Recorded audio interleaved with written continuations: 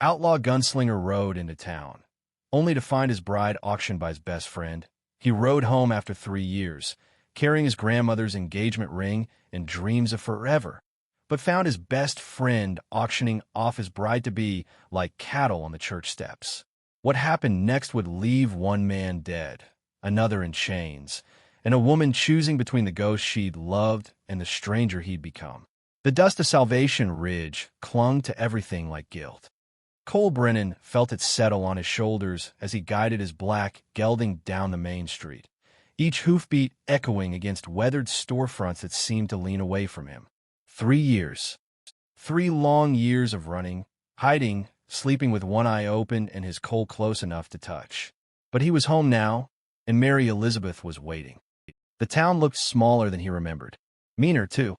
Windows shuttered tight despite the afternoon sun. Porch rockers sitting empty where old-timers used to watch the world go by. Even the saloon looked tired, its painted sign faded to ghosts of letters. Cole touched the small velvet box in his vest pocket, feeling the sharp edges of his grandmother's ring. Tonight, he'd finally ask Mary Elizabeth properly. Tonight, they'd start the life they'd dreamed about since they were 15. But something was wrong. A crowd had gathered near the church, voices carrying on the wind like distant thunder. Cole urged his horse forward, his gut tightening with each step. The closer he got, the clearer the voices became. And there, standing on the church steps like some kind of preacher, was Jake Morrison. Cole's oldest friend, the man who'd saved his life more times than either could count, was holding up his hand for quiet. "Now, gentlemen," Jake was saying, his voice carrying that easy charm that had gotten them both out of trouble as boys. "Miss Mary Elizabeth comes with a fine dowry. Her father's land, the general store, and she's proven herself a capable woman these past 3 years." Cole's world tilted sideways. He slid from his saddle, his boots hitting the dirt with the finality of a coffin nail. Through the crowd of men, farmers, merchants, even old Doc Henderson, he could see her. Mary Elizabeth stood on the church steps in her white dress, the one she'd been saving for their wedding. But her face wasn't glowing with joy. It was pale as winter moonlight, her green eyes fixed on something far beyond the gathering crowd. "What's the bidding at now, Jake?" called out Samuel Wright, the banker, his gold teeth catching the light. 300? I'll go for a woman that pretty and with that much land." The words hit Cole like a physical blow. He pushed through the crowd, men stepping aside when they recognized him, their faces mixing fear with something that might have been pity. Jake saw him coming and stopped mid-sentence, the color draining from his face like water from a broken pitcher. "Cole." Jake's voice cracked on the name. You're supposed to be in Mexico." "I was." Cole's hand moved instinctively toward his gun, but he caught himself. "Not here. Not in front of Mary Elizabeth." "What the hell is this, Jake?" The crowd had gone quiet, sensing the electricity in the air like animals before a storm. Mary Elizabeth's eyes found Cole's across the space between them, and he saw something die in her expression. Not love. That was still there, burning like a bank fire, but hope. Hope that he'd come back in time. "Cole Brennan," she said, her voice carrying across the silence. "You look tired." Such simple words, but they carried the weight of 3 years. 3 years of waiting, of wondering, of slowly losing faith that he'd keep his promise to return. Cole wanted to run to her, to sweep her into his arms and carry her away from this madness. But Jake stepped between them, and Cole saw something in his friend's face he'd never seen before. Shame, guilt, and something else, something that looked almost like relief. "You don't understand," Jake said, his words tumbling over each other. "The bounty hunters came looking for you. 3 times. They tore up the town, threatened people. Businesses started failing. Families left. The town council met and decided." He swallowed hard. "We decided Mary Elizabeth needed a husband who could protect her. Someone who wasn't wanted by half the territorial marshals between here and California. So you decided to sell her?" Cole's voice was deadly quiet. "Marry her off," Jake corrected quickly, "to someone stable. Someone who could take care of her proper." Cole looked past Jake to Mary Elizabeth, seeing the white dress that should have been walking down the aisle toward him, not standing on auction like prize livestock. She lifted her chin, and for a moment, she was the girl who'd climbed trees with him when they were children, who'd kissed him behind the schoolhouse when they were 16, who'd promised to wait forever if she had to. And who did the town council think would be best for that job? Cole asked, though he already knew the answer from the guilt written across Jake's face.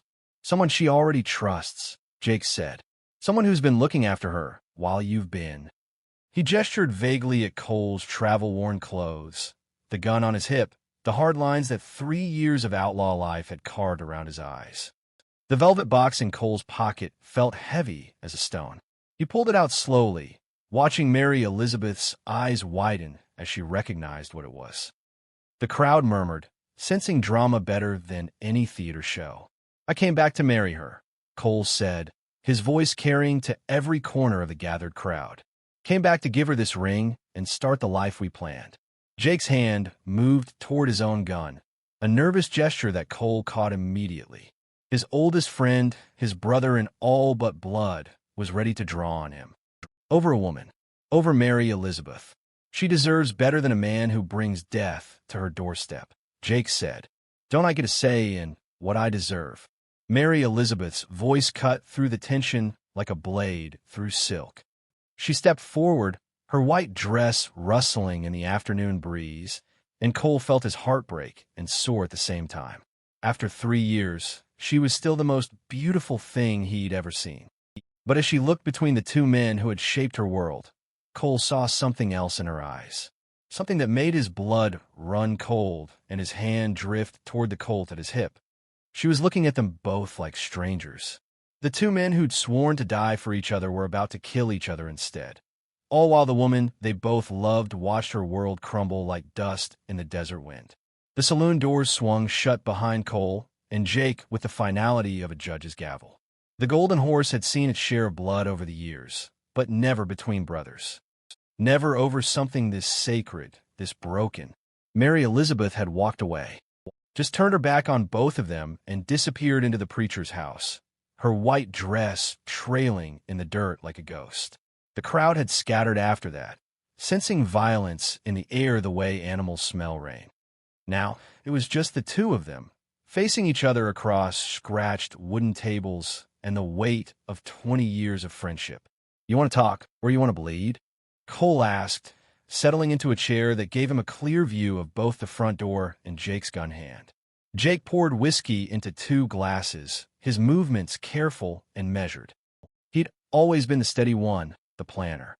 Cole had been the fire, Jake the water that kept him from burning everything down. Until now. I never wanted it to be like this, Jake said, sliding a glass across the table. The amber liquid caught the afternoon light streaming through dusty windows. You have to believe that. What I believe is that my best friend just tried to auction off my woman. Cole didn't touch the whiskey. He'd learned not to drink when death was in the room. What I believe is that you've been warming her bed while I was gone. The accusation hit Jake like a physical blow. He straightened in his chair, his hand moving closer to his holster. That's a lie, and you know it. Doi. Cole leaned forward, his voice dropping to the quiet tone that had made smarter men back down. 3 years is a long time, Jake. Long time for a woman to get lonely. Long time for a friend to forget where his loyalties lie. My loyalties? Jake's laugh was bitter as burnt coffee. Where were your loyalties when the Pinkertons came through town looking for you? Where were they when Mrs. Henderson couldn't sleep for fear that your enemies would burn her house down? Where were they when half the businesses on Main Street closed because people were afraid to come to town? Cole felt the truth of it like a knife between his ribs. He'd known there would be consequences. He just hoped they wouldn't touch the people he loved. I never asked anyone to pay for my choices, he said. Didn't you? Jake's voice rose, echoing off the saloon's tin ceiling. You think choosing the outlaw trail doesn't touch anybody else? You think love exists in a bubble where your actions don't matter? I did it for her. The words came out strangled. Everything I did to build something for us. To get enough money to buy land somewhere safe. Somewhere you could what? Jake slammed his fist on the table, making the whiskey glasses jump. Run forever? Look over your shoulder for the rest of your life. That's not living, Cole. That's just dying slow.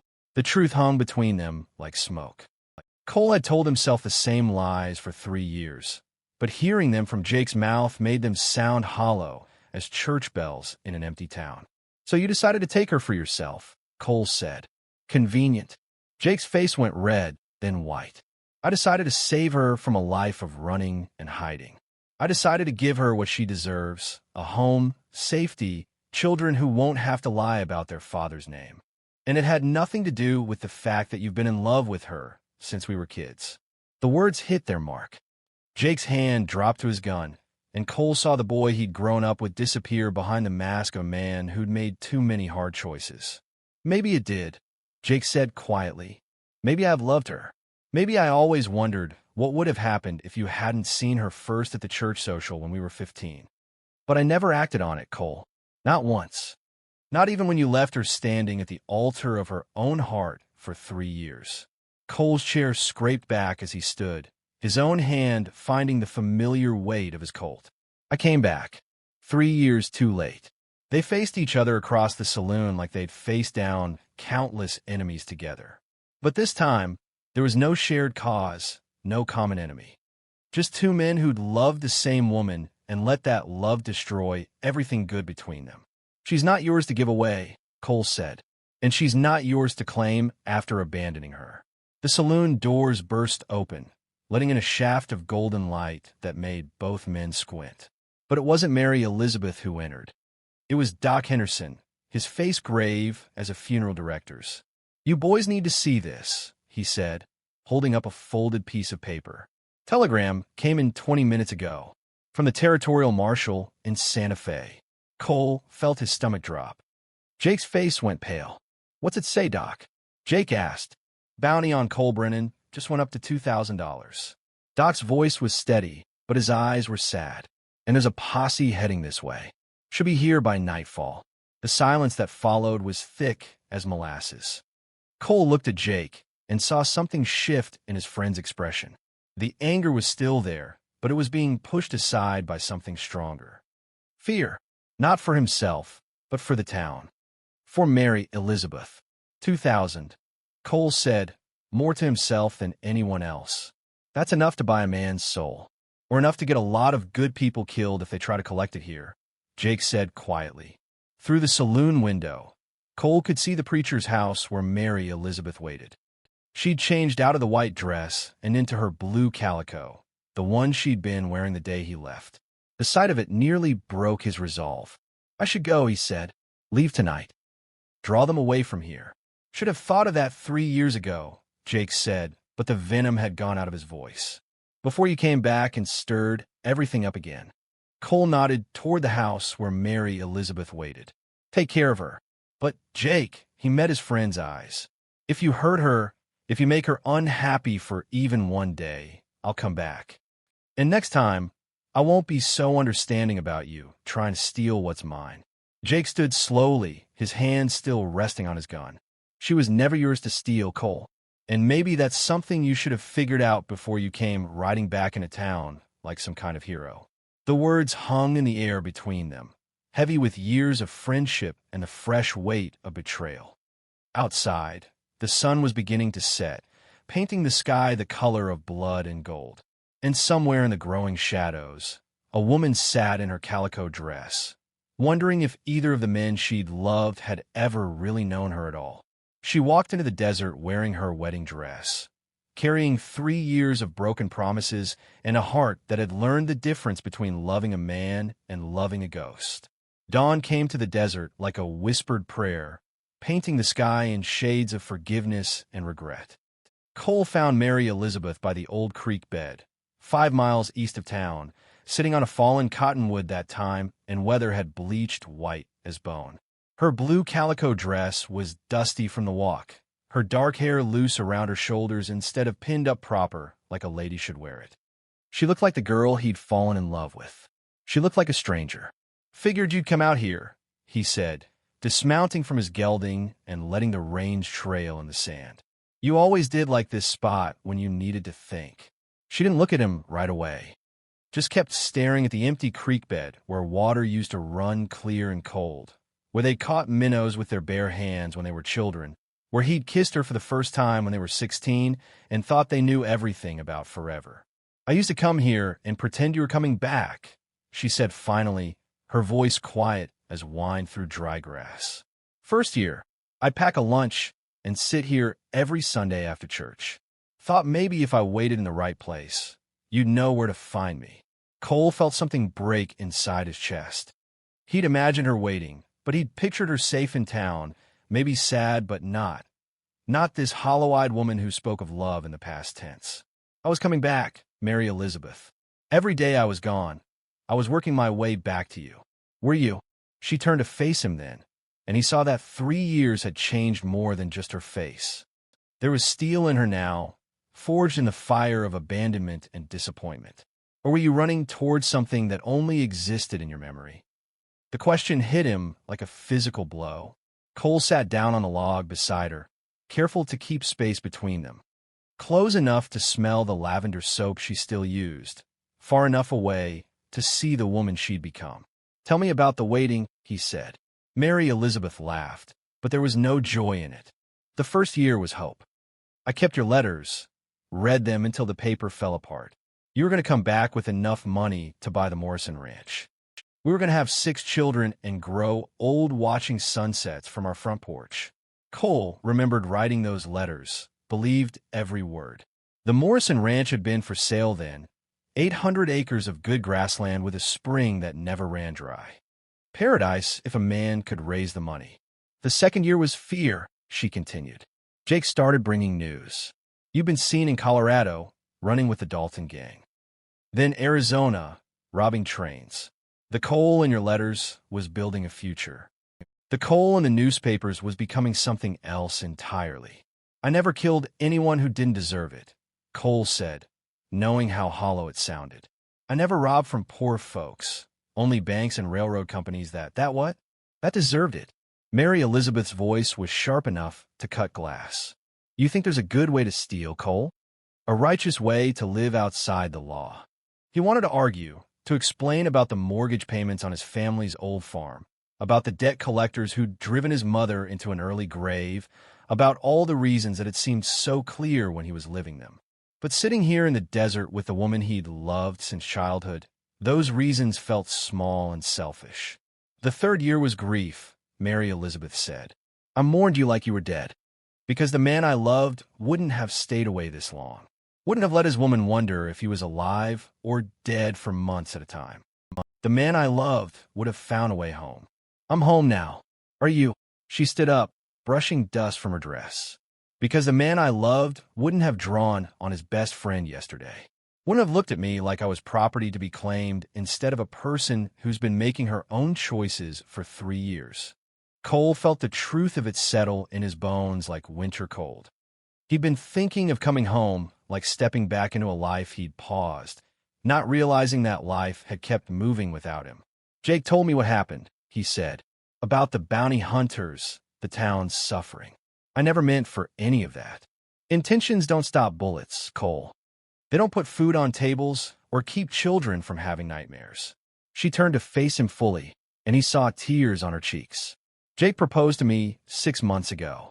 Real proper, down on one knee, ring and everything."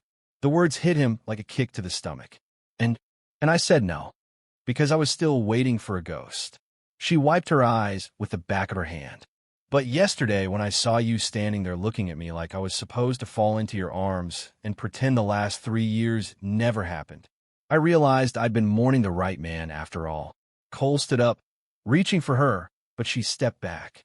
The space between them felt wider than the desert. "I came back for you," he said. "Everything I did for us." "You did it for the idea of us," she corrected. "For the memory of 2 children who thought love was enough to build a life on. But I'm not that girl anymore, Cole. And you're not the boy who used to carve our initials in trees." In the distance, dust was rising from the direction of town. Riders moving fast. The posse Jake had mentioned, maybe, or the bounty hunters Doc Henderson had warned about. Either way, it meant their time was running out.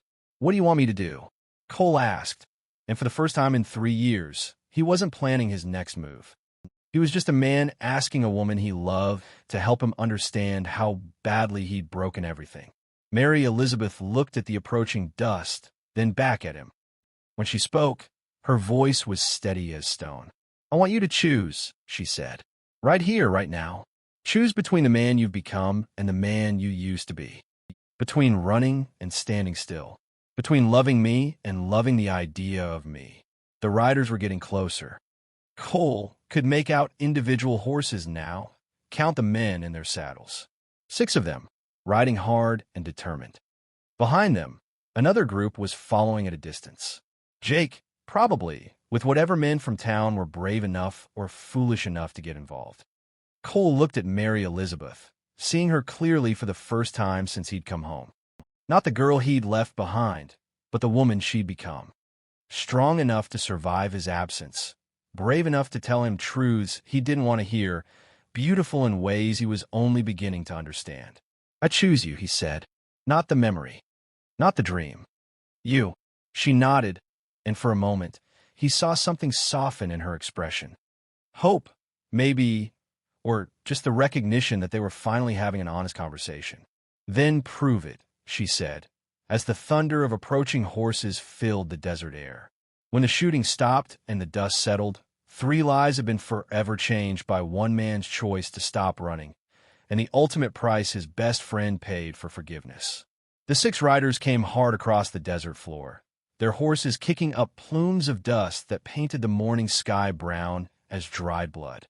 Cole recognized the lead rider even at a distance, Marshal Tom Bradley, a man whose reputation for bringing in bounties had made him rich and gray before his time.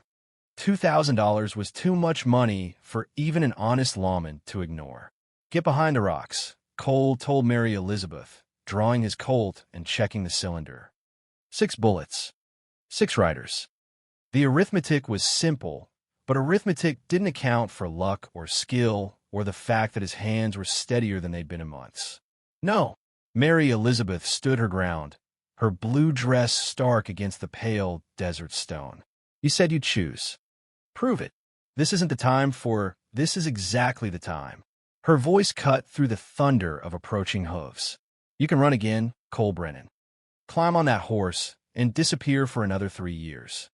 Or you can stand and face what you've done." The riders were close enough now that Cole could see the badges on their vests, the rifles in their scabbards, the hard set of their faces. Men who'd killed before and would kill again if the price was right.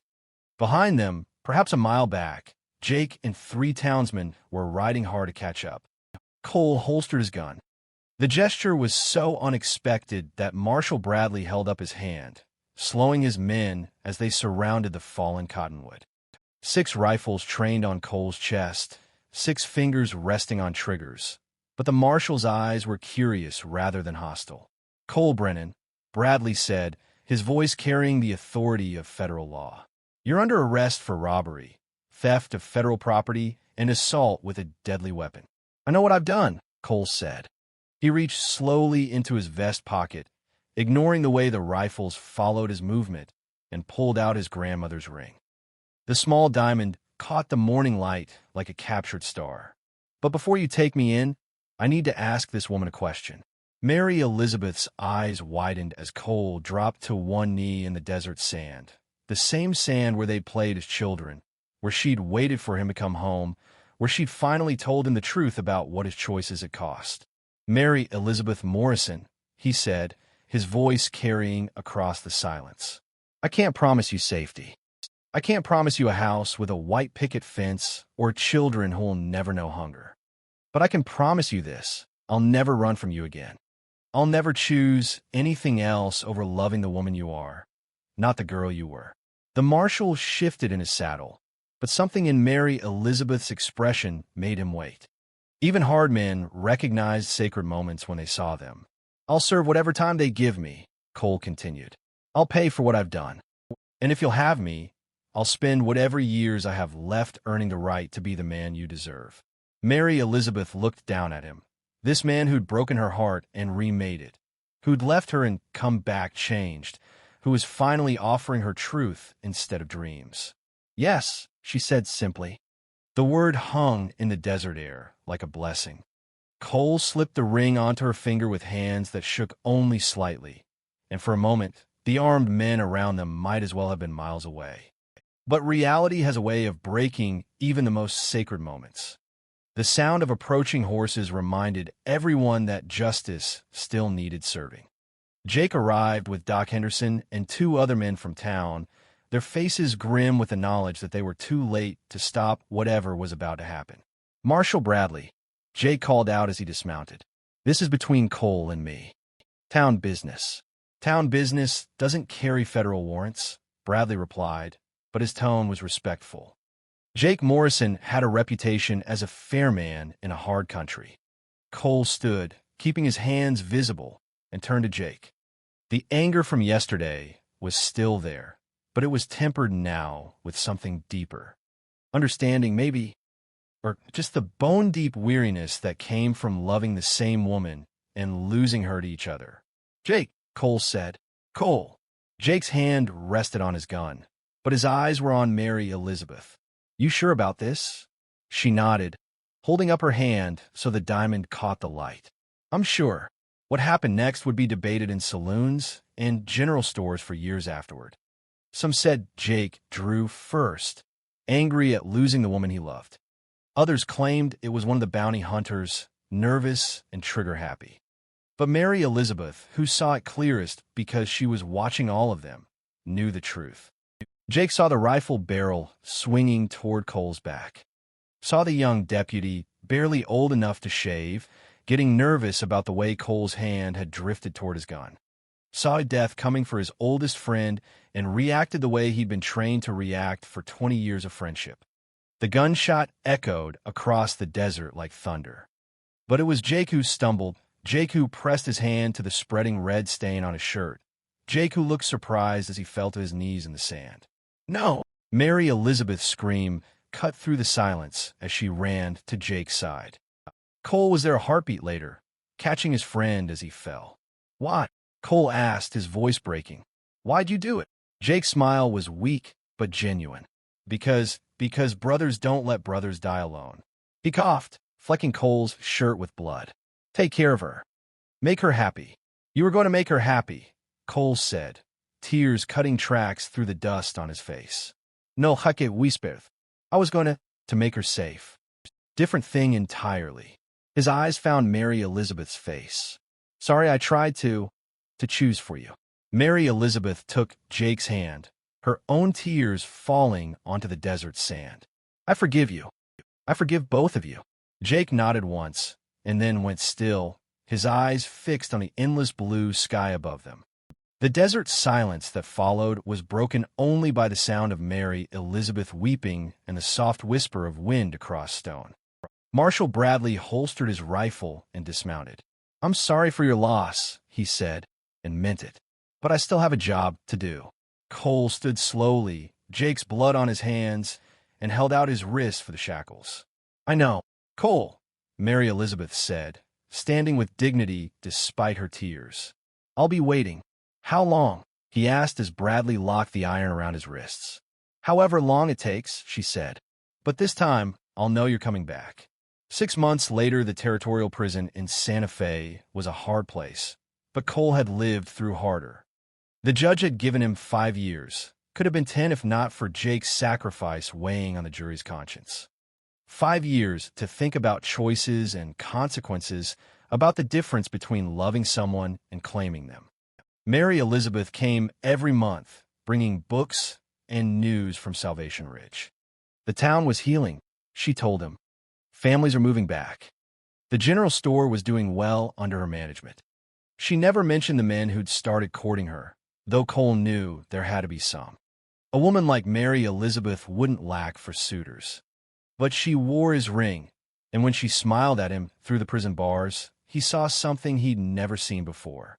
Not the desperate hope of a girl waiting for her hero to return, but the patient love of a woman who'd chosen her man with her eyes wide open. Any regrets? She asked during one visit, her hands folded in her lap like a proper lady. Cole considered the question seriously. 5 years in prison. Jake dead because of choices that started long before that morning in the desert. A woman who'd had to learn to love him all over again. "One," he said finally.